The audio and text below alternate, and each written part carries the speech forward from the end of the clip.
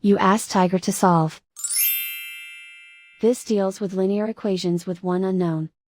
The final result is x equals 4. Let's solve it step by step. Simplify the expression. Group like terms. Simplify the arithmetic. Expand the parentheses. Simplify the arithmetic.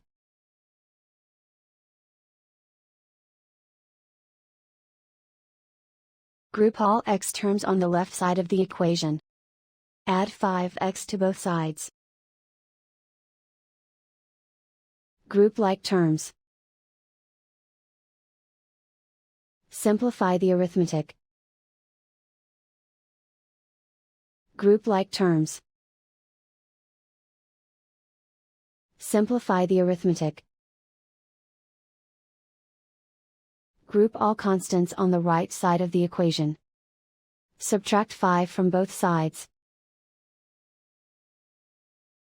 Simplify the arithmetic.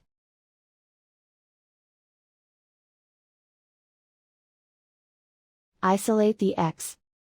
Divide both sides by 20. Simplify the fraction. Find the greatest common factor of the numerator and denominator. Factor out and cancel the greatest common factor.